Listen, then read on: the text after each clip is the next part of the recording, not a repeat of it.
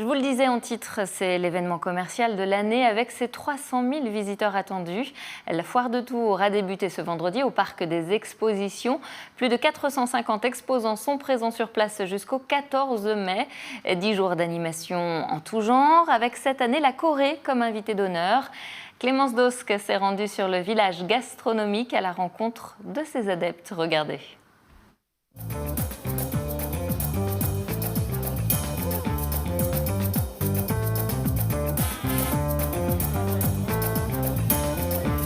Ça sent les rillons, ça sent les frites. Il y a aussi de la paella, de l'andouillette, bref, des plats venus d'ici ou d'ailleurs.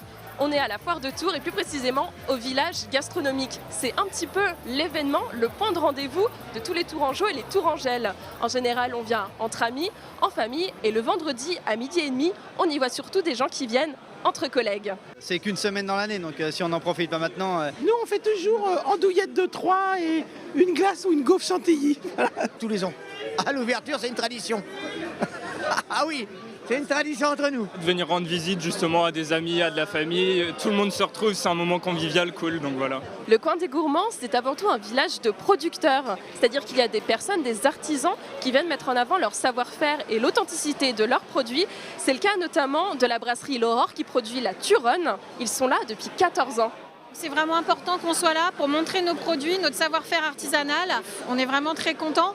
On a nos habitués qui viennent tous les ans, qui attendent la foire pour venir nous retrouver et pour venir en fait retrouver le village gastronomique parce qu'on est le dernier village gastronomique de cette ampleur de France.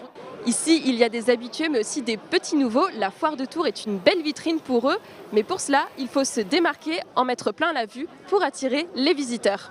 C'est le premier jour, ça démarre très bien, les gens nous accueillent très bien, on a essayé de faire un stand tout en couleur pour se démarquer un petit peu des autres. Ça représente beaucoup pour nous parce que on sort de notre confort habituel où on a l'habitude d'accueillir les gens chez nous dans notre univers. Là on vient s'adapter à un univers qui est déjà bien implanté.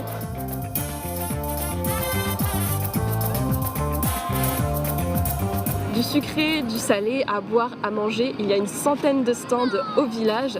Pas de panique si vous voulez tout goûter, la foire de Tours est là jusqu'au 14 mai.